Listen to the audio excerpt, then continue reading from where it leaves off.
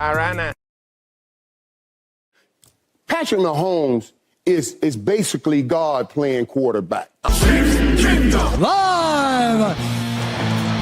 They want it. They want it. And when it's grim, be the Grim Reaper. And go get it. That's the difference here right there, baby. Yeah, we're not having a snowball fight.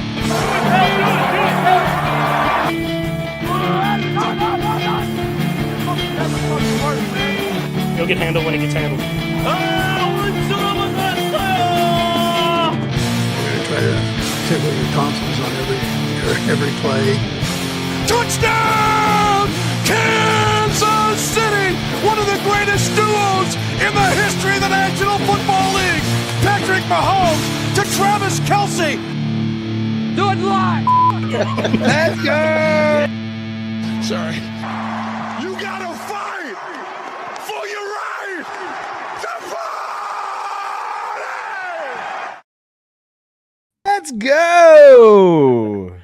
Howdy, Chiefs Kingdom. It's Wednesday. It's 8 o'clock. It's Chiefs Kingdom Live. Thank you so much for joining us. If you would, real quick, before you forget, make sure to click or tap that like and click or tap that subscribe button. Maybe tell some friends, tell some family members, tell some Chiefs fans. Help spread the word. We would really appreciate that. Help grow the show. We got a good show lined up for everybody tonight. EB is back, baby.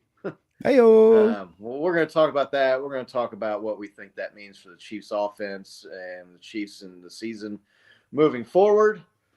Super Bowl 60 is set. The Seattle Seahawks versus the New England Patriots again. Again. Super Bowl rematch, baby. We got a bunch of those here the last 10 or 12 years. We're going to talk about that sucker. The last 3 Super Bowls have been rematches, right? Right, yeah. Hall of Fame drama, Bill Belichick. We'll talk about that too. If you got any questions or comments, make sure you join, be part of the conversation there in the chat. We love to see that. Makes it a lot of fun. Before we get rolling tonight, fellas, Bo, how are you doing, man? Are you thawed out there like we are a little bit here in KC? Yeah, man, doing good. We actually didn't get as much snow as the East Coast did. It just missed southern Colorado and dumped just past us. I think it's kind of sad because I'm ready to go snowboarding and haven't been yet because the mountain's just been so pitiful. But, can't complain too much. Golf starts this week, so I guess there's something going on in the world because football, it's not featuring the Chiefs this year. Oh, man. So I'm all right. I'll be all right. Nick, how you doing, man?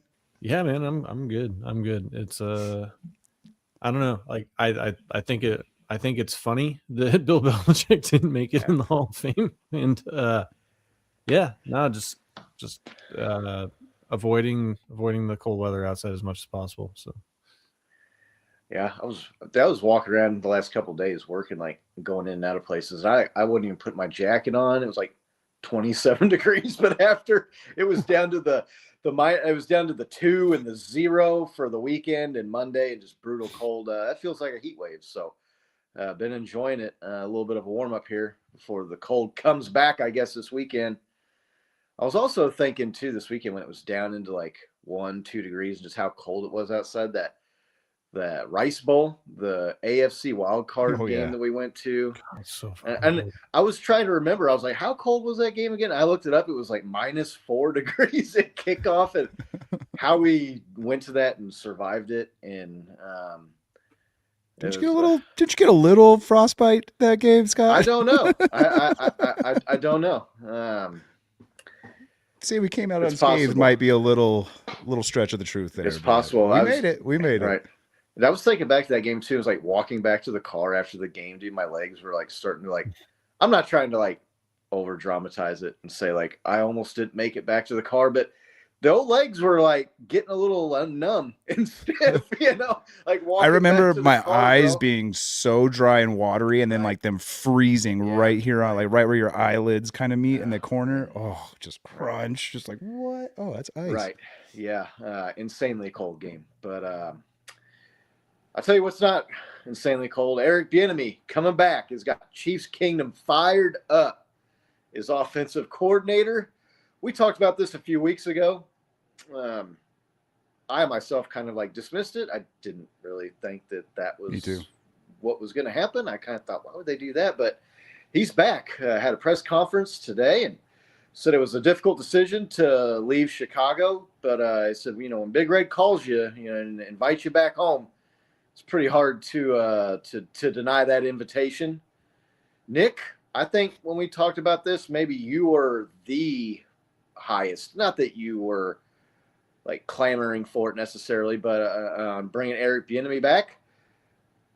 Surprise level that he's back. I mean, and what do you think? I mean, good move, bad move for the Chiefs moving forward. What do you think? I think what I said last time we talked about this was like, he's going to go with somebody that he knows, right? I think we were talking about Kafka maybe, or EB. Right. So I'm not surprised, right? Like, but it's like, all right, so who had the more underwhelming hire? Was it the Chiefs just bringing back EB, or was it the Bills promoting their offensive coordinator to head coach? Yeah, I think that we had a lot of success with him before. Hope that we can recreate that success. And he was preaching, the attention to details and accountability in the press conference, which is, for Chiefs fans, I think is good to hear. I think that's what we're hoping for, is that some of the, what was maybe painted as difficult to work with before is now like recognized as like, oh, well, maybe he was like keeping those guys on point and accountable. And there's been a lot of like interviews that have resurfaced of like Tyreek Hill talking about EB and being like, I mean, like, I still hear his voice in my head now that I'm in Miami, like keeping me on point, so you just hope that some of the new guys hear that message and that he gets the most out of those players. Again, we all know that, for the lion's share of what happens on the offense is under Andy Reid's control. But I'm cautiously optimistic. It's not a big, it's not like a sexy hire, right? Like where you're like getting like what was a premier candidate at that position, but I mean, he's won Super Bowls with us before, so I'm excited to have a change. So, Bo, how you feeling about EB return to KC? Yeah, I think my position was just more or less I didn't want another yes man to come in. And while he is from the Andy Reid tree, I don't think he necessarily has that attitude, just to do whatever Andy says. I mean, yeah, it's Andy's shit, but there's plenty of mic'd up moments and stuff we've seen on the sidelines where like, it's more of like a him, Patrick, and Andy kind of communal thing. And I think that's kind of like what they're missing is like more of like that whole all the coaches in on it, right? Instead of just having Andy Reid be the director of it. But for me, I mean, Nick brought up the accountability. That certainly is a huge factor for me. But for me, if you would have talked to anybody this past season and said, what are our two glaring deficiencies on this team? I think most people would have said it's one of two things: our lack of a pass rush and our running back room, right? And EB coming back, what I'm excited for, him being a former running backs coach, right? He's had success. He just had success last year in Chicago with their running backs, right? I think both of them had over 1,000 yards, so pretty successful season over there. I feel like that's what we were really missing offensively, was just a decent running back room, running back minded coach. I think our running back coach last year was like a linebacker coach for most of his career. So I'm really excited to see that kind of shift that he might bring just to the offense as a whole, right? Just maybe a little bit more running back focused, which I think we've kind of been missing this past season. Yeah, I think I was probably the lowest in favor of the three of us about bringing Eric Bienemy back. Listen, it's to me, it's like not getting out of your comfort level. And, Nick, you mentioned we had success with him on offense before. Yeah, I mean, they certainly did. But they also had a 4-year younger Travis Kelce, and they had Tyreek Hill. And I know they didn't have Adrian Peterson at running back, but Bo, you just mentioned the running back room last year. Maybe he could have helped with some of that. Kareem Hunt, extremely valuable for what he provided on the team last year and his role. He has a clearly defined assignment, right, and role on the team, and that's the short yardage guy. And he's more effective at converting those 3rd and 4th and shorts than the tush push this last year. So no real complaints there. Isaiah Pacheco, started off in Kansas City as a extremely popular player. Right. His angry running style was really beloved by Chiefs Kingdom. Yeah, super well received. Yeah. We kind of always felt that it maybe wasn't the most effective running style. I mean, okay, you're running angry, you're stomping into the ground a lot, but you're slowing yourself down, and the vision has always been an issue. Coming out of college, that was like the biggest knock on the guy. When you look at his size and his speed and whatnot, why he slid as far as he did in the draft. So, EB, Nick, I mean, if he's on the team last year or if he's the offensive coordinator, does he get a lot more out of the running back room? And I didn't even mention Brashard Smith, who's a converted wide receiver kind of project guy that they got in the 7th round. Elijah Mitchell, we don't know because he never played. I mean, Nick, do you think we would have gotten more out of the running back position if Eric Bienemy was here as OC last year? I don't know. The if game is difficult, right? But what I don't think you saw over the course of the last 3 years was like Isaiah Pacheco progressing at the things that he wasn't good at, right? He kept kind of doing the same things over and over again. And so I don't know if he's just ignoring coaching, if there's certain instinctual things that you will never get. But what I would have liked to see or hoped to see is that like EB could have given him some direction on, hey, like, you're running into the back of your guys, like take a second, like wait for the hole to develop, right? Look where you're supposed to, like, I that's what I would hope we would see, and see a little bit better activity on some of these runs where, they could have been positive gains and they weren't because, either weren't patient enough or just picked the wrong spot to go to. So, Bo, you were just talking about the poor performance out of the running back room. Listen, there was that stat going around. We've talked about it a couple weeks ago now that the Chiefs only had 3 running plays that were 15 yards or longer last year. And like fewest in the NFL. By far fewest in the NFL. Patrick Mahomes had one of them. Xavier Worthy had one, and Kareem Hunt had one. Right. Your number 1 running back didn't have a run play over 15 yards all season. Do you think Eric Bienemy would have had much of an impact last year on the running backs and their performance?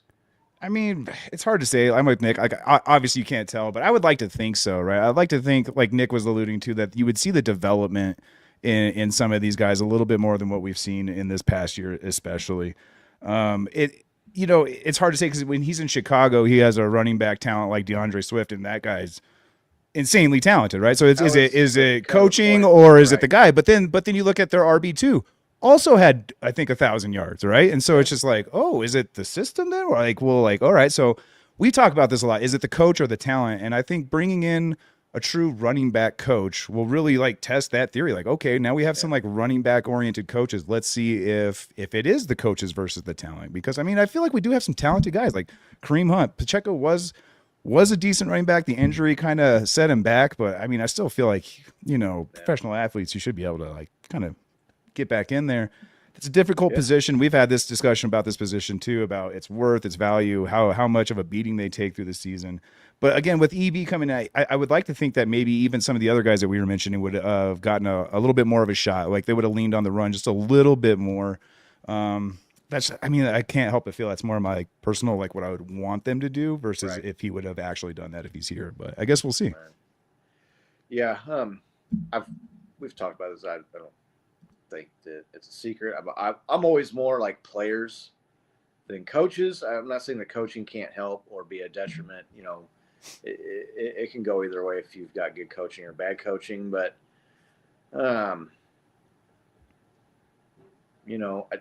just don't. I mean, if the Chiefs go out and draft a running back, like if they draft this Jeremiah Love in the 1st round, or even if in the 2nd or 3rd round, they get a good running back. And if you bring Kareem Hunt back, maybe Brashard Smith comes back in a second, get some development there. And the running game turns around. I mean, how much of that is going to be because they got better players at the position? And how much of it will be because of the system and what EB brings to the table? So yeah, it's just an underwhelming, I think, move for me is the best way I can describe it. Like I said, too, when we were talking about the possibility when this ran a rumor, right, was being floated around that it might be something the Chiefs would do. If he was the secret sauce, man, like how come it hasn't translated when he's been other places? I know last year with the Bears, they had a good running game. He was the running backs coach, but if he was really this master, even if you want to take aside all the other stuff, even if it's just his leadership qualities and his directness, Andy Reid kept referring to, and holding people accountable. How come that hasn't really translated in the other places he's gone? It's not like he went up from here when he left. He went backwards. I know you could say the same thing about Matt Nagy, but Matt Nagy got a head coaching job. He was with the Bears, coincidentally, where EB just came from. Playoffs 2 out of the 4 years he was there. He was head coach of the year 1 year. Was a double doink away from beating the Eagles in the playoffs that one of those years where they ended up going on to win the Super Bowl. So, I if that's what Andy thinks is best, I still trust Andy. This idea that I saw people were like putting him as like the 6th or the 7th best coach now, and people were talking about, Sean McVay is the best coach in the NFL, or some of these other guys. We've seen that with other people that jump up and have a good year or two. And like Ben Johnson, right? And then maybe they fall off a little bit. And I'm trying to think of the guy, Staley, was that his name, with the Chargers, right? Some of these Stefanskis and these other guys where, they were the hot name, right, at first, and they might have a year or two of success, but then their overall body work really isn't all that great. So I'm more excited about them maybe getting some players, right? Getting a wide receiver, that number 9 pick, getting a quality young running back in the 2nd or 3rd round, maybe. I think that's going to have as much to do with the success next year on offense as it is Eric Bienemy. Saw a comment in their chat. Someone was talking about the penalties. That is one thing I feel like people maybe aren't remembering all that well. Like the Chiefs still had a lot of penalties and were one of the more penalized teams in the league when Eric Bienemy was the offensive coordinator. Maybe not as bad as the last couple of years. That didn't even change when he left, though. Right? That's what I'm saying. I don't know. I don't know. Like, Bo, do you think we see an improvement with that, or any other thoughts on the Eric Bienemy thing? Well, no, I think you're bringing up some good points. It's going to be hard to tell which it's going to be, right? Because we are getting a whole new coaching staff, and then we're going to get like a whole new roster, essentially. Not a whole new roster, but a lot of new guys on that side of the ball. So, it's going to be hard to tell if it is talent or coaching, but something had to give, man. Like this offense just didn't look threatening. It didn't look capable. Didn't really look disciplined. Like you're talking about all the penalties. A lot of those penalties happened before the ball even was snapped, and so it's just like something had to give. And so, like I like to see the changes. I'm liking the changes they're making. Yeah, Nick, Eric Bienemy. Any other thoughts on him? No, man, just get to work, and I don't think the Chiefs were like super far off this season, right? I know the record was pretty poor, 6-11, but I just feel like I don't think they need like total breakdown revamping, and EB's familiar with the system.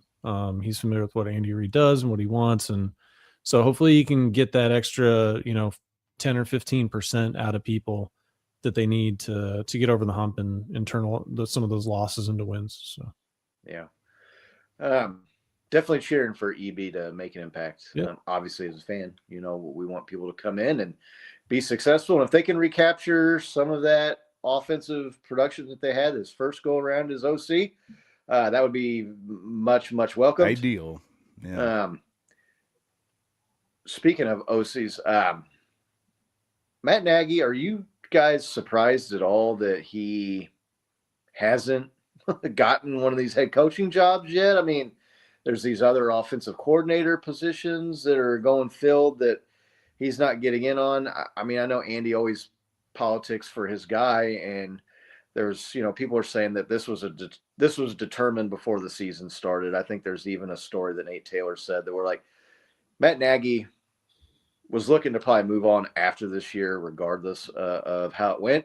Now, if they would have been better, and if the offense would have produced better, and they would have maybe made the playoffs or had a better record, perhaps that would have gotten there. But I mean, I see a guy like Robert Saleh get the Titans head coaching position. Granted, it was with the Jets, but he didn't have near the success that Matt Nagy had in his first go as a head coach. No, Matt the Nagy, Jets were super dysfunctional when he was there. Right. But the Bears, I mean, they've kind of been dysfunctional, right? I mean, I know they brought Ben Johnson in now, but they weren't like a pillar of success in the NFL before Matt Nagy got there. I mean, a lot of really bad years. Nick, you surprised at all that Matt Nagy's kind of looking like maybe and he could still there's a couple head coaching jobs out there, but it's like the Raiders, and I'm trying to think of the other team out there now that is still looking for a coach. Browns, was it? No, the Browns hired their guy. You surprised at all that Nagy's struggling this much to move on? To get another OC spot, maybe. I'm not that surprised that he didn't get another head coaching nod. It's more like surprising that Saleh got another one so quick, right? After just being a total debacle with the Jets. And I remember Mecole Hardman being like, I remember going there and like, he's like, I showed up and like, I was like, I know what winning looks like and it don't look like this, just right. So I think that Andy's assistants kind of have like a bad rep, that especially the offensive coordinators, right? That they're not fully fledged. And then, they Matt Nagy and then Doug Peterson, and they got fired, and Doug Peterson got fired from 2 head coaching spots. And I think the fact is like, but Doug Peterson also like won a Super Bowl against Tom Brady, like with a backup quarterback. Yeah. And Matt Nagy was coach of the year and like took Mitchell Trubisky to the playoffs, like as a head coach. I think some of that stuff gets overlooked, right? So I don't think so. I mean, I'm not super surprised. I was surprised that like he seemed to be such a hot coaching candidate, and it almost seemed like, I don't know, to me it's like, are the Chiefs like putting that out there like they did with EB for like a couple of years, where it's like they're like, seems like it, ready to move on, and like, oh no, this like, you want this guy, right? And I don't know. I mean, I'm not saying that Andy Reid would do that to people, but it just seemed weird that he was like, there's a lot of press about him being like a top coaching prospect in this cycle. So yeah. Bo, you surprised at all that Nagy's struggling to land something here? No, for a head coaching position, not too much. I will be surprised if he doesn't get an OC or like a position. That would be really shocking. The coaching position to me, it's wild. Like, look at this recent Bill Belichick snub, right? Like what the owners and what they look for and the GMs look for in a coach is beyond my pay grade, obviously, right? I mean, look at how many good teams lost their coaches this year simply because they didn't win or get to the Super Bowl. Only two teams make it. You know what I mean? And it's wild to me how many GMs and owners think that, that's the coach. Get rid of this coach, like this proven successful coach out, Yeah. So I think, man, there's a huge talent pool out there right now. So the fact that like Nagy's not necessarily getting a nod, it's not too surprising when I think teams are just kind of waiting around like, all right, who else is going to be out there? I mean, we got, playoff coach after playoff coach out there right now that all need jobs. So not too surprising. It's just kind of disappointing, I guess. I'm always rooting for the guy. Like he has had so much success. I just think that stigma of, Nick was kind of alluding to, that like OCs don't get to really control this offense, right? And so you're just wondering like how much does he really bring to the table? I mean, I bet you the world he brings everything to the table, but I'm just wondering if that's what owners and GMs think when they're looking at his resume. Yeah. Nick, you mentioned Doug Peterson. I've heard people like on sports radio around here and people in media say that Doug Peterson maybe was kind of like difficult to work with, and it wasn't necessarily like the coaching, the X's and O's and his ability to like coach and know offense that got him in trouble. In other places, it was more other things that he would do that maybe weren't appropriate in the workplace, those type of things. Or outside of the workplace. Again, this is all stuff that, it's maybe rumors or speculation or gossip, but it's people that are somewhat in the know, right? People that are on radio and in big time media. So It's surprising to me. Look, I don't know. And again, yeah, Robert Saleh was with the Jets, who are dysfunctional, but the Bears weren't the model of stability for several years. And Matt Nagy went there with Mitchell Trubisky and was able to lead him to the playoffs and won a Coach of the Year. I don't say you put his resume up with Robert Saleh's and hire Robert Saleh over him. Maybe interviewed better. There's obviously factors and conversations and the interviews that I wasn't in on, so maybe that made a big difference. But you just look at the accomplishments and the stuff that Matt Nagy's been able to do, especially like Matt Nagy, his first go around here before Patrick Mahomes. Like, they had good offense. He had success with Alex Smith, right, and some of these players. So it is surprising. Lego. Good to see Lego. Yeah, Lego. It's been a minute. Cheers, man. Hope you've been doing well. We got a Mater here. What would you have done to help the Chiefs make the playoffs from a GM perspective? Like last year, like I would not have waited until the 7th round last year to draft another running back. And I would have drafted DK Metcalf over McCole Hardman. Maybe he still would have been here, maybe not. I mean, if you don't want to pay him the big payday, but also probably would have had Jonathan Taylor on my team still. Maybe you can't keep those guys, and who knows? I mean, right. It's obviously armchair quarterbacking here, right? Hindsight, Captain Hindsight. But I would not have gone out and like made a trade for running back or like some people were clamoring for Breece Hall. Listen, Breece Hall is a fine player. He's better running back than Isaiah Pacheco. If he follows on season changing though, right? I mean, I don't think they're all of a sudden, the Chiefs they would have won 11 games because they went out and traded for Breece Hall or another running back. But especially with the injury to Patrick Mahomes, so I mean, I don't know that I would have done a whole lot like in season last year. Probably would have addressed and the running backs. And again, I'm not saying like we've talked about, like I think I value the running back position the least out of the three of us, but you also can't get absolutely nothing. You can't have your number one running back can't get a 15-yard run all season. Right. So, I mean, I'm not like team like they got to go out and draft Jeremiah Love in the first round and get the next Adrian Peterson on offense. But if you need something better than what you got last year, which again, a threat, Hunt, right? His age, somewhat of a threat, like something to think about. Was very valuable. Something more than they basically got nothing out of their running back room last year, aside from the short down to go conversions by Kareem Hunt, which extremely valuable, man, to have that. But he should have been like your third string back. They should have drafted a running back earlier. Bo, any things? I mean, to get back to the question there.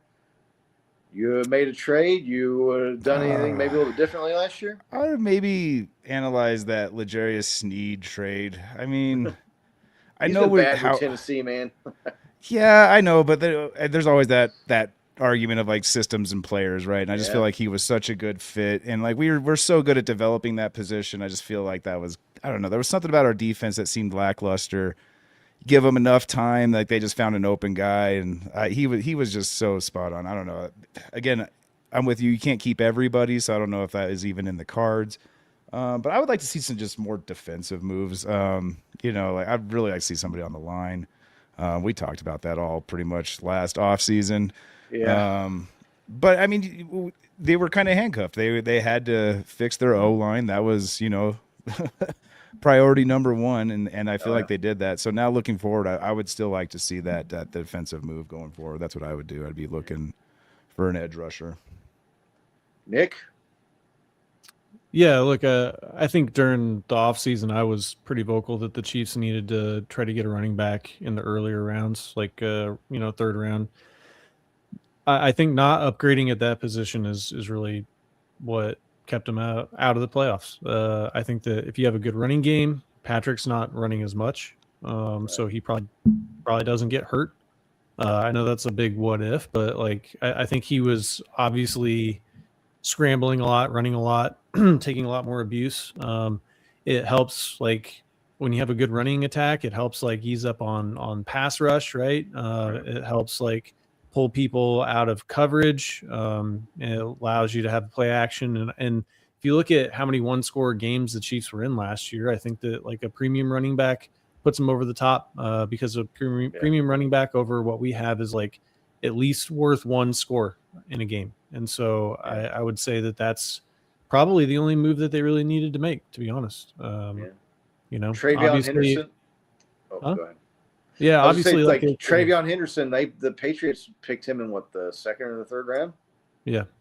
I mean, so and again, I sit here and say it's hindsight, Nick, like you just said, but you know, it's fairly obvious they needed a better running back, and maybe they thought Pacheco was going to bounce back and be more productive after the injury.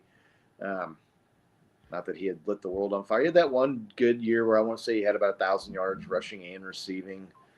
But outside of that, really, he was a average to below average running back in his majority of his career. And then you add on top of that the injury, and you know, like we've said before, when you win back-to-back Super Bowls, makes it a little bit harder to like self-analyze, right, and say, okay, well, yeah, but we just got to get better. That we got to do that. I mean, you won the Super Bowl, and fans fall into that mindset a lot too. Well, I mean, we won the Super Bowl the last 2 years. I kind of fall into that a little bit, maybe with Matt Nagy. I'm like, yeah, the guy really sucked as offensive coordinator. I mean, we were able to have enough offense to win back-to-back Super Bowls with the guys. So, I think you see an investment in the running back room going next year. I would not pick a running back in the first round. No. Yeah, Hardman did. Hardman was pretty good his rookie year, really. Made some nice plays.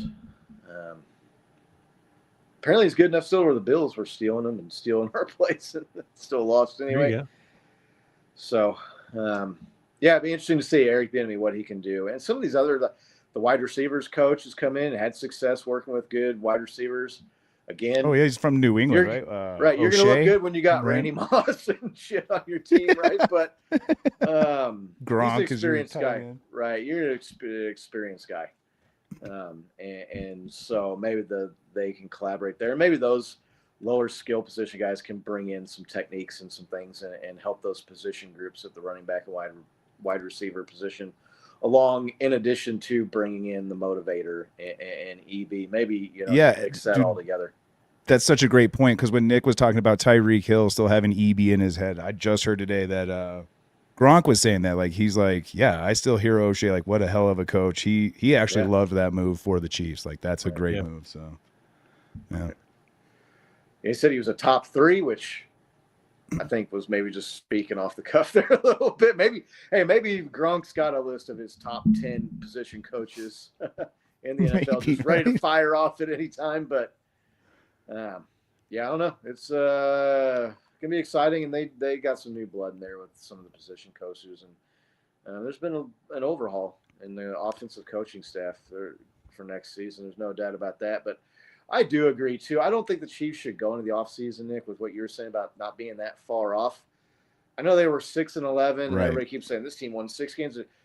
If Patrick Mahomes doesn't get hurt, they would not have won 6 games. They would not have lost the Tennessee game. They would not have lost the last game of the year against the Raiders if Patrick Mahomes was playing. So it's not quite as doom and gloom and as bad either, I feel like, as it looked there towards the end of the season. And everybody's remembering that game, Christmas night game. Chiefs almost won that game against the Broncos with Oladokin. Got to think probably Patrick Mahomes can be the difference in that game.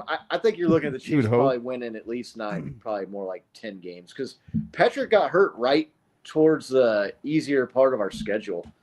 And he was potentially driving to win that Chargers game. Right. Yeah. I think they could have had a 10-win team. And listen, if they would have got into the playoffs with a healthy Patrick Mahomes after the AFC playoff games that I watched, I mean, it would have been 4th. Good shot. 4th straight Super Bowl. There's a really good chance that even though they didn't look the best all year, I mean, gosh, the AFC, man, was just so mid this year. Dude, the whole NFL felt that way, dude. They were doing all the football math you could. Like, oh, there's still a possibility, man. Don't count them out, because if they're in, right. We've seen this AFC. We know what could happen. Yeah. Right. But yeah, so we're looking at next year. Super Bowl 60 in it's not San Francisco. Where do they play? I'm trying to Santa Clara, California. Yeah. Is set. The Seattle Seahawks against the New England Patriots, just the two teams that everybody thought was going to be in the Super Bowl this year. I will give myself a little bit of credit. When we did our preseason preview, I don't know that I picked the Seahawks to go to the Super Bowl, but I do recall myself saying I thought they would win that division and be one of the contenders in the NFC this year. Okay. Bo, what are you thinking? How you feeling, man, about excitement level about this Super Bowl? I mean, what do you think about these two teams? I'm joining the rest of the tinfoil hat crowd, and I'm saying the Super Bowl was set September 4th when the NFL released the picture of Super Bowl 60, and they had May and Darnold standing the closest to the stadium in the picture. So next to each other. I'm hopping on that train and saying it's all rigged, man. And Drake May's standing closer, so I'm going for the Patriots. Ooh, no, can't. No, I honestly think the Patriots are going to kind of get steamrolled, man. I think the NFC just looks like a far superior football class right now, and I typically lean the other way, and I have to tip my hat off to the NFC. They look like they're actually playing football. The AFC was just kind of a shit show this year. I mean, this divisional round was so wild. That Denver Patriots game, they scored like 13 points. And granted, there was a blizzard coming through, but that wasn't until the fourth quarter, and it's just. Oh, I don't know. Unless their defenses are that good, and I'm just like blissfully unaware. I think the Seahawks are going to come to town and just roll through New England. That Broncos Patriots game was like 2 games. Like it was on the TV, and I was doing some other stuff. Wasn't paying too close attention to it because I obviously don't really like either of those teams all that much. But then I went outside to do a little bit of the driveway and shovel, and do a little bit of work. And I came back inside, and I was like, is this the same game? Because it looked like a blizzard. It was sunny and clear to start, and then, man, they had a storm blow in super quick. Nick, Seahawks, Patriots. I mean, excitement level for the Super Bowl. I mean, what do you think about this matchup? Yeah, I can't say I'm excited for the Super Bowl, right? I am excited for Sam Darnold, right? Like I think that's just a great story of. I love that. We talked about, perseverance. Yeah, and developing players, right? And is it the coach or is it the players? And it's like, well, I mean, obviously with the Jets, it was the coaches because that dude, he went to the Vikings and they won 13 or 14 games last year. Yeah, 14 games, right? And then he goes to the Seahawks and, they're the 1 seed in the Super Bowl. So I am excited to see, what he can do. I hope that it doesn't strike midnight right before the Super Bowl on him. But look, they have a good defense. They're like a well-rounded team. So, but yeah, overall, I'm not, to be honest, man, we took the kiddos to Great Wolf Lodge. I didn't even see the Patriots Broncos game, and I watched half of the Seattle LA game from the restaurant while we were there. But it's going to be, I guess the Patriots could, become the de facto most championships, right, team. I was really as nice as it is to see the Broncos lose, I was kind of hoping that they would go to the Super Bowl and become the first team to lose 6 Super Bowls, because that would have been fun. But I mean, they still have the most losses at 5, I think. So we're still good there. Right. Yeah, definitely. It's still the Super Bowl, man. I mean, I'm going to watch it. I don't want to say the Chiefs playing the Super Bowl is ruined the Super Bowl, but just another game now. Definitely not as these exciting, guys play, right? I mean, definitely don't get up for it. I mean, it was used to get really pumped for the Super Bowl, and I don't know. It seems like nobody really wants to get together, have a Super Bowl party, but I don't know. I'll probably find someone to go watch the game with and have some good food, and they got the commercials or whatever. So, yeah, I mean, I'm still looking forward to watching the Super Bowl, but Seahawks, I know Lainey she might need to change her little profile picture there on her YouTube account to the Seahawks logo. I'm with you, Lainey. She got Seahawks mania now. I'll be rooting for the Seahawks because Sam Darnold, like you said, Nick. He was the guy that said he was seeing ghosts, right? Yeah, That they caught on the sideline. Can't believe they put that and on TV. To not give up. But again, he can go pumpkin at any point. Ask any Vikings fan, right? I mean, you're just like waiting for it to happen almost with the guy. But so I'll be kind of rooting for him. I think it would be hilarious for him to be the first quarterback at his draft class with Lamar Jackson and Josh Allen and some of these other guys that are actually better than Patrick Mahomes somehow. For him to like get a Super Bowl. I mean, he's already got to the Super Bowl before those guys, which is funny in itself. But I mean, if Sam Darnold wins the Super Bowl before Josh Allen and Lamar Jackson, I think that would just be really, really, really funny and something to rub in Bill's Mafia's face. So beautiful. And on top of that, I look, the Patriots and the Steelers are tied for the most Super Bowl wins as a organization at 6. Chiefs only 2 behind. Like their chances of catching and maybe even passing those 2 teams with Patrick Mahomes. But if the Patriots get to 7, that becomes a lot more difficult, obviously. Wait, would the Patriots? I think they would have lost 6 Super Bowls, right? I don't know. If they lose this game. So they would have the most losses. So they'll either have the most wins or the most losses. Yeah. So, yes, I mean, that's kind of like the 2 storylines I'm watching is the Sam Darnold thing and then the Patriots hopefully not getting to 7 Lombardis because I really like the Chiefs' chances of getting another. Patriots fans are already insufferable. We don't need another thing for them to gloat about.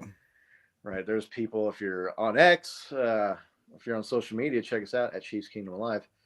There's been people, like one was a Bears fan. There was a bunch of other people that were like, Kansas City, we're sorry. We forgot how awful this was and how bad evil the fucking Patriots are. And like, we took y'all for granted that you kept their asses out, right? And, I've been loving the memes. They're like, we want something different. Okay, here's the Patriots. Right. Well, we'll take the Chiefs again. Right. Can we go back to this? So many.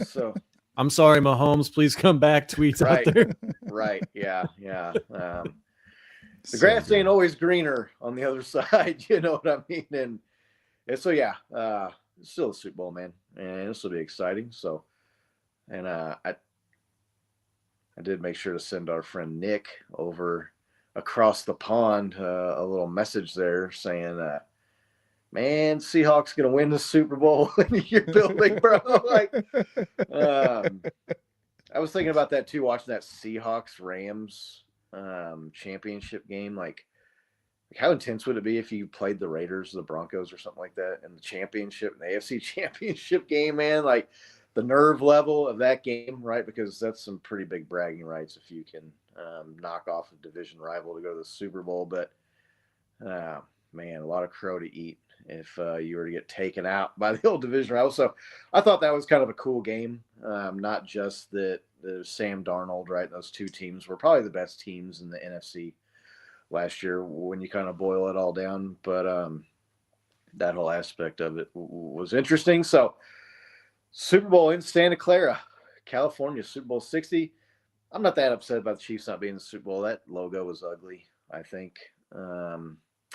Wouldn't look good on the Chiefs jersey anyway. So the jersey snob over here. I didn't like the color scheme this year. Let's see what they bring it out next year. Yeah, it just looks weird, man. Like that LIX one from last year, though. God, it was like Chiefs colors.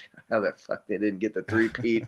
That jersey was sick looking. But yeah, we got to come back next week and talk. We might come back the week after and break down the Super Bowl. But other NFL news: Bill Belichick, speaking of the Patriots, does not get in. Yeah, BB. Did he do something in football? Did he do something? Does not get in. First ballot. Hall of Fame in Canton. It's come out. Obviously, the only reason that would have kept him off the first ballot entry was the cheating scandals, Spygate in particular. It's really kind of surprising to me that it's as much of a travesty or a mockery that people are making it out to be. Listen, man, like, I'm surprised that he didn't get in first ballot. Arguably, if not definitely one of the best head coaches or most successful NFL coaches in NFL history. But like, maybe it's been so much time between now and the Spygate thing to me. But listen, man, like I was thinking about this, and we talked about this before we went on air. How fucking mad would you be if you found out the Eagles were like taping the Chiefs before the Super Bowl last year, right? And on the other side, what would the outrage be if people found out the Chiefs did any of this doing for that, any right? of their shit? And the whole rigged narrative and all this stuff, people would be irate, man. Like, so it's a little surprising to me that people aren't kind of like, I'm of the opinion, hey man, like you cheated multiple times. And to me, the Spygate thing was a really big deal. And it was more of a big deal. Like, and now times past, people don't remember it as much. I remember when it happened thinking, man, they can like strip their Super Bowl title away because like, it wasn't That's what like, I thought that would wasn't happen, like some trivial thing. Like Deflategate. Like Deflategate was trivial, you know right? I mean? Right. But, you know, and so, and not that like, yeah, Deflategate was obviously not on the same scope, or I think, I don't know that had as big of an effect on their success as the Spygate thing, right. Taping someone before a Super Bowl. But you've been busted cheating once already, and then you do it again. I mean, to me, I think that it's fair that if you're a Hall of Fame voter, you look at those things and go, no, you're not going to get in your first go around. I mean, look across all sports and any Hall of Fame, right? Like most cheaters don't get that Steroid first cheaters, bid, right? right? Yeah, like Yeah. usually it'll get like reviewed later on. They might get accepted later, but yeah, that first ballot usually gets snubs for cheaters, right? They're just that's not what they try to preserve integrity. Maybe that would be my guess. I was a little surprised just because we look at his like career numbers versus any other coach. It's just like one, you know, and like the numbers are just like what Patrick Mahomes does to other quarterbacks. But the qualifier is he's a cheater, right? You're just like, like times. As you mentioned, dude, it had the Chiefs had any kind of scandal that involved cheating of any sort through this run, the amount of backlash and outrage would have been recording the other team before a Super Bowl. Dude, it'd have been wild. So, I'm not shocked, but I mean, it was pretty surprising to hear it when it first came out. Like, whoa, okay, right? Do you think it's unfair to Belichick? No. I mean, if you have to have that many qualifiers and you have to like start arguing, like, well, is it that bad of cheating? And then I don't know if you guys saw like Jimmy Johnson came out today and like he's like, well, we were all doing it back then, blah blah blah blah blah, and you're like, oh, you guys are all just fucking cheaters. I probably all kept right. that to myself. Right. But the NFL had issued a thing saying, hey, we know you guys are all doing this. Like, stop it. Yeah, exactly. So, Nick, surprise level. And I mean, you unfair, fair, deserving, undeserving? Look, I very surprised, right? I wouldn't have thought that like like all the scandals seemed to have calmed down significantly, and like even if you take those away, right? So like was that like the 3 Super Bowls from Spygate, and then you take away 1 Super Bowl for Deflategate, which I don't even know, you know, that was more of a Tom Brady thing, I think, than a Bill Belichick thing, but like he still has 4 other rings, you know what I mean? Like 2 as a coordinator. Right. I mean, you can't tell me that Tom Brady was going around telling the training staff and telling people to deflate the balls, and Bill Belichick didn't know about it. So, I mean. Okay, yeah. So even if you take that one away, he's still got 4 other rings. Yeah. Like 2 as a coordinator, 2 as a coach. Regular season, like most win, you know, second most wins, right, as a head coach. Most playoff wins. I opened the show saying I think it's funny because I do, and the reason I think it's funny is because, like, man, if Andy Reid gets in as a first ballot Hall of Famer, that's just going to be like, the mic drop on all the Patriots fans. Suck it, Patriots fans. Your guy wasn't even like a first ballot Hall of Famer, right? Yeah. So, but looking at it, I think that to me this is very similar to Shedeur Sanders, like, going to the Pro Bowl. Now I know that he's like the alternate, but when you have like something like this happen for like what's supposed to be like an honor, it doesn't like elevate or like demote the person it elevates or demotes like what it means to have that, right? Like, so I think that what this did was more like it hurt the credibility of what it means to be in the Hall of Fame in the vast majority of the public perspective, because they're like, well, like if he's not a first ballot Hall of Famer, like the whole thing is just a bunch of, morons, right? Like so I think that that's like probably more damaging overall to what the Hall of Fame like is supposed to mean than, it's bigger than just the Belichick question to me. So yeah, I don't know. It doesn't really do anything to me for like the Hall of Fame as a body or again, I'm saying like in public perception, look, man, you cheated and you got caught, and then you got caught cheating again. How much stuff did you get away with too? That's the other thing. I mean, how many times have you sped in your car versus how many times have you got a speeding ticket driving in your car, right? I mean, once a cheater, always a cheater, is the old saying. And so, look, once a speeder, always a speeder. Yeah, look, man. I mean, here's the deal: it cost him first ballot status, and I don't think that's unfair. And I thought. I mean, I was surprised. I didn't think that people would actually go there with that, but they did, and I can't necessarily fault for someone for doing that. Look, he's going to get in. That's the other thing too. Based on Big Doug's comment, do you think that how he treated the media over the years had anything to do with it? Big Doug said he was an asshole to all of the people who needed to vote for him, treated the media like crap. Yeah, I don't know. I thought that was kind of a shtick. Like, I think he was just kind of his thing, like to be bland. I thought maybe he did as funny. So I don't know that I took it as like personal shot being a jerk to the media. Like he didn't like the media. I think it was just, that was the persona that they had kind of built there, but I probably didn't help. Right. It's weird. Some people in media hold a grudge like that, I mean, it probably could have hurt him, but now if that factors in at all, then that's just like makes it mean even less.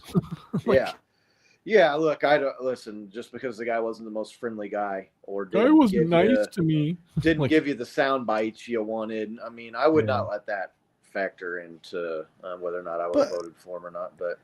But like, do you think, like, looking back now at like baseball's Hall of Fame, like their image is tainted because they didn't like Pete Rose in or Mark McGwire and Sammy Sosa in first ballot? I think that they were pretty upfront. I think they were Pete Rose before he was ever eligible. That he was like, hey, like your ban, like you're never going to be it's a lifetime ban, including the Hall of Fame, right? Yeah, and the gambling thing. I mean, I don't know. I don't know how much that is, how similar or dissimilar that is to the cheating thing for Bill Belichick. I mean, if you gambled on it, like it's pretty set that like. Yeah, I mean, he gambled on himself, though. Right. No, yeah. And it kind of like, I think the steroids in baseball is more of a similar like argument or more of an analogy, right? Like I'm just talking about like the reputation and the overall public perception. Years after the fact, you're like, oh yeah, well that's a decent qualifier, and that's right. Yeah, but Nick, like your point about the media and people talking about it, and like the perception of the integrity of the Hall of Fame, it doesn't change that at all for me. And there's people saying they just close the Hall of Fame then if Bill Belichick can't get in for the first ballot. Well, no, like the guy got caught cheating, man. Like, so, you want to talk about integrity of the sport. You want to talk about integrity of the people that are in there. Maybe cheaters don't get in first ballot, right? I mean, I don't think that it really affects it that much. For me, one man's asking, how much did Tom Brady go into Tampa Bay and getting another Super Bowl, and while simultaneously the Pats were tanking, play in that decision? You think? I don't know if the voting committee has that much recency bias. I think they I would hope they look at the coach's whole body of work when deciding whether or not they get the vote. But I mean, I don't think that would have factored into my decision to vote. Like Tom Brady winning a Super Bowl later without him, because like the success that they had, cheating or not, is definitely. There's probably lots of teams that cheat that never win 5 Super Bowls or whatever it was that they won, right, as a coach. So, I'm not going to like say all their success was due to the cheating, but I mean, there's definitely something to it. I mean, if you didn't need to, if you didn't need to and it didn't help you, then you wouldn't do it. So, I mean, Nick, do you think that has anything factor at all into the voters' minds? I mean, I think it's just purely the Spygate thing and Deflategate. On top of that, right, although that wasn't as big a deal, but once you start adding smaller and smaller deals together is a bigger picture. Were the Maybe Patriots they in that become magnified bounty more. scandal too? The bounty scandal?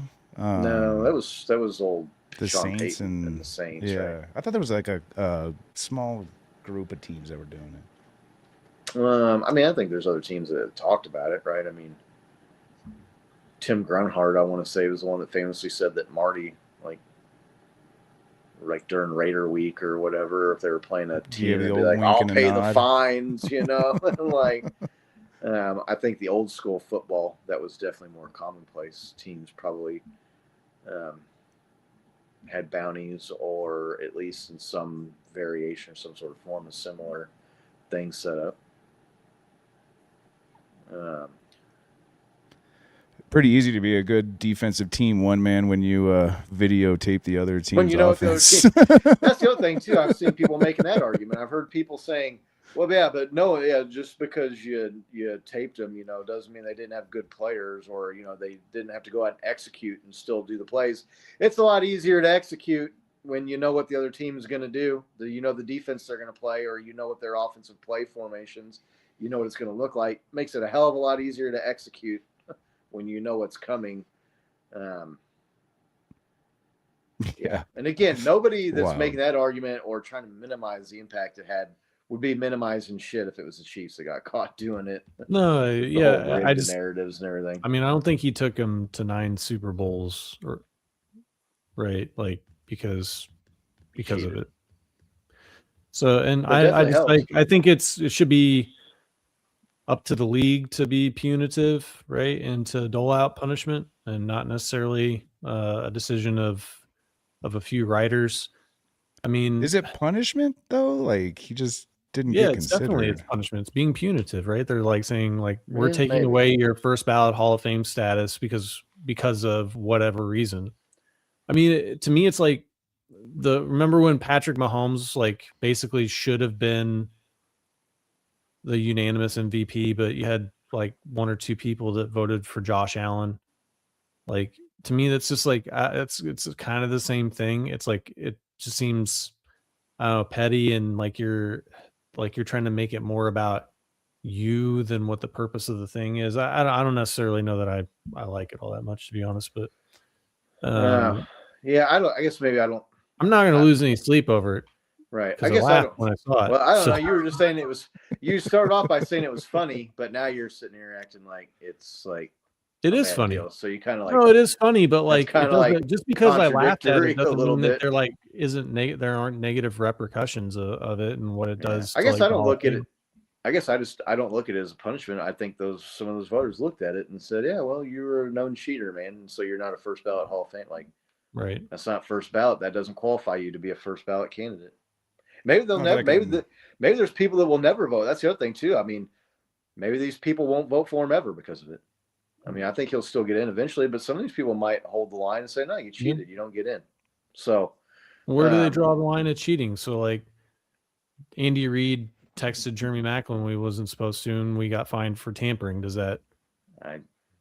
You know what I mean? Like, I think the difference between that and recording other people before the Super Bowl's obvious. The difference. Well, I don't think that's not. Yeah, I mean, I don't know. Like the Broncos, like they circumvented salary cap rules, like in 1 Super Bowls. Like I don't remember that being a reason that they didn't get in. I just like I don't know. Yeah, they didn't have social media back then either. It's writers going rogue, right? Like it's people going rogue, like and like deciding. You know, I guess it's their vote. That's why they get the votes. But right, yeah. Good to see you, one man show. Hope you're doing well, man. No, yeah, Pats I didn't think fan. you were a Pats fan. I don't think anybody on here is like a Patriots fan. But yeah, I don't know. Listen, man. If you wouldn't have cheated, you wouldn't have had to worry about it. That's the other thing too, right? It's like if you would have played it straight and not cheated, especially after you got caught and then you got caught again.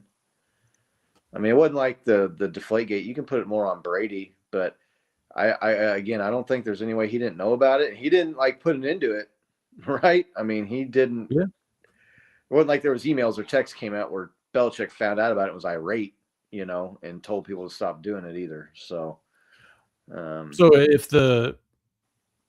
so with that being said, does that mean that Tom Brady should also be snubbed when he's eligible?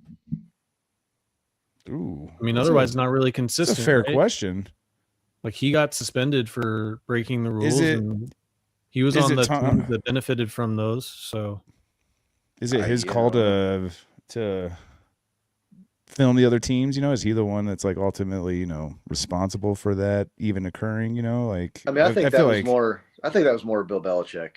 That the Spygate thing was more on him, and the Deflategate was more on Brady.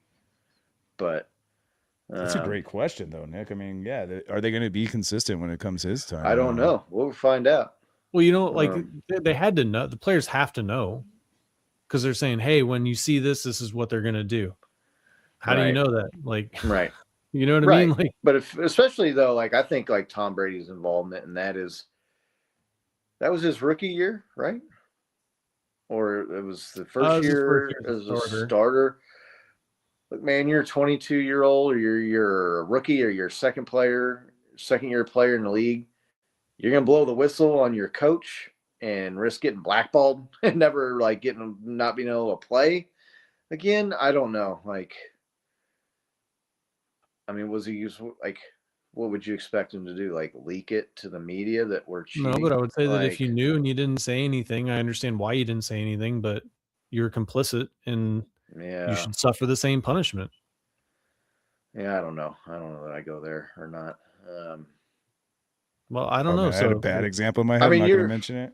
Right. I mean, you're just like I'll text it to you guys. You're risking your career at that point to blow the whistle on your coach. But so you don't. I blame the coach for putting more. You don't think he should suffer the same fate? I mean, he did also get busted. I think he would have the case of plausible deniability, being in the position he was. Like, he didn't, wasn't in on it, wasn't directing people to do it, wasn't revoing it. He was just, Yeah, I think there's an argument to be made with the Deflategate thing that maybe I could see a voter not voting for him first ballot because of that. Absolutely. I could see that. The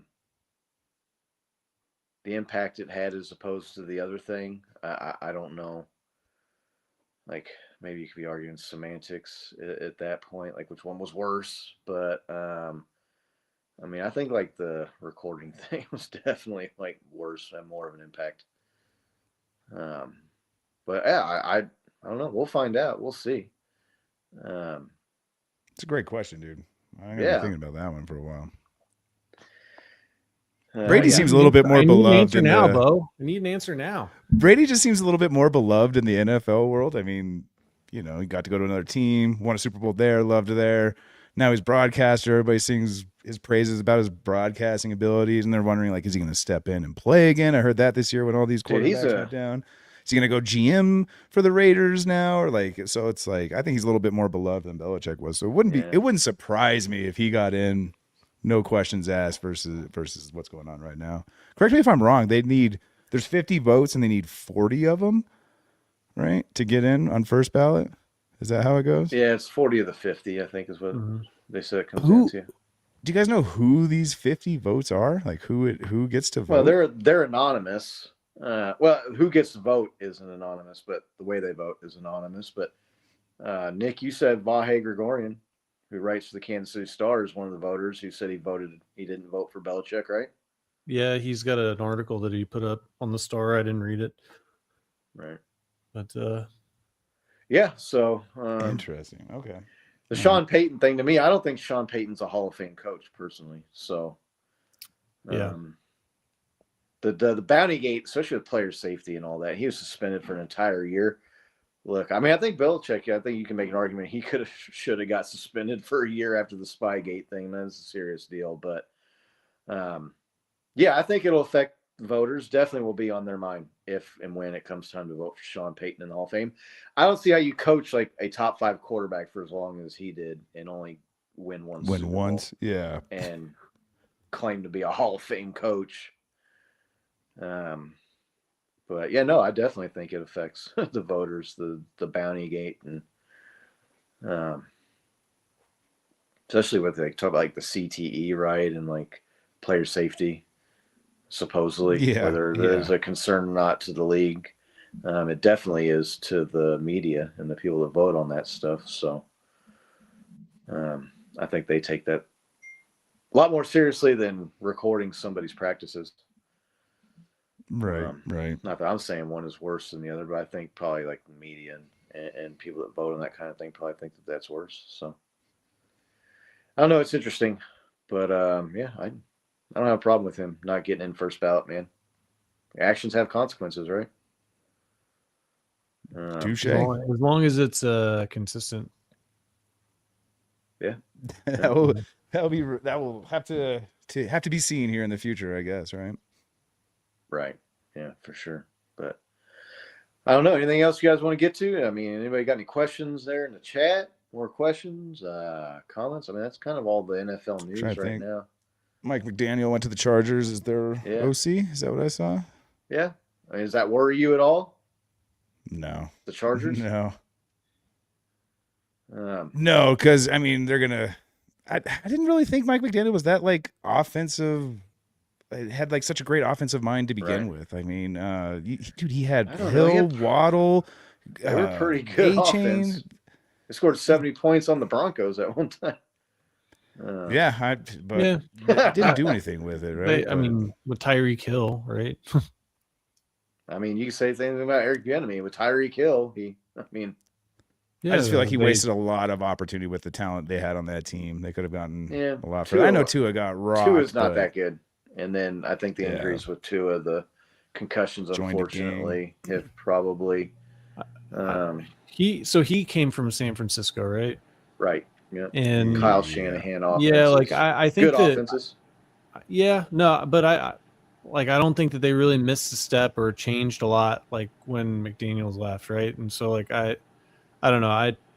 I'm not super worried about it. I mean, I think the Chargers are what the Chargers are, and Herbert is who Herbert is. I don't think that he's a strong enough coach that he's going to go in there and change that if Harbaugh hasn't, right?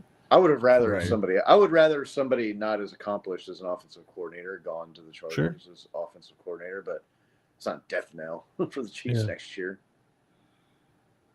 I think he also like has a style of play with his teams on offense that like doesn't travel well, and especially in cold weather. I mean, we saw the Dolphins looked awesome until they came to Arrowhead, right? Yeah, and got smacked in the mouth in the cold. So we'll see. Yeah, I mean, you're right. They definitely could have had a worse pick, right, or a worse hire there, but right. Yeah.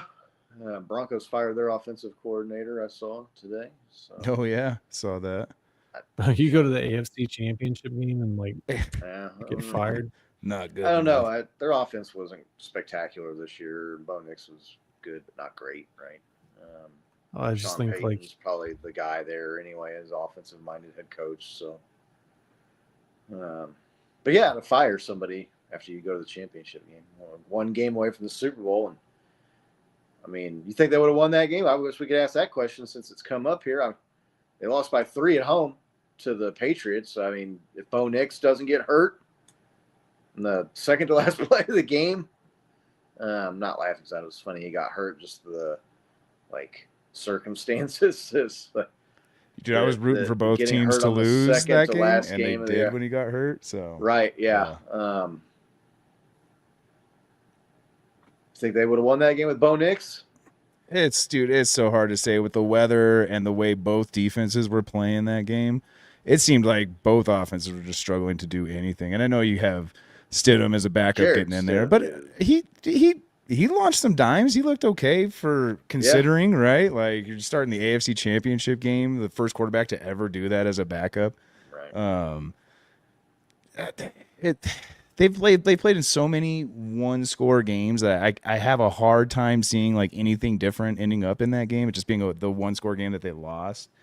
Who knows? It might have looked a little bit better at the end, but no, I think the outcome would have been the same. Nick? Well, having not watched the game, I can confidently say Look, I think that when you know you're going to be playing a backup quarterback, it probably changes your game plan to play a little bit more of like a bunker ball style and less risky offense. So I think that it's not just as simple as like, was Bo Nix worth 3 points, right? But I mean, the week before, like the Bo Nix led offense put up over 30 on the Bills, who I don't think they had like an awful defense. So I think it would have been a very different game. I think the Broncos could have won it. Yeah. I mean, I don't think that Drake May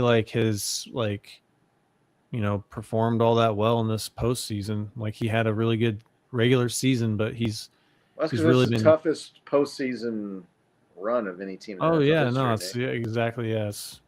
Hyperbole, right? Like, why is everything got to be like, this is the hardest ever schedule? Like, dude, like, can't you just be like, hey, like, this is awesome. Like, they made it to the Super Bowl, right? Like, we coasted in. Yeah, listen, trying to compare it to the Chiefs run of having to go like on the road and play the 1 and the 2 seed, and then play the Ravens, 1 seed in by the DVOA 49ers. were the best team in the history of the NFL. Those two opponents, that playoff run by the Chiefs was significantly more difficult than playing C.J. Stroud and his 4 or 5 turnovers, and then playing a backup quarterback in the AFC Championship game, and playing a Chargers team that scored 3 points.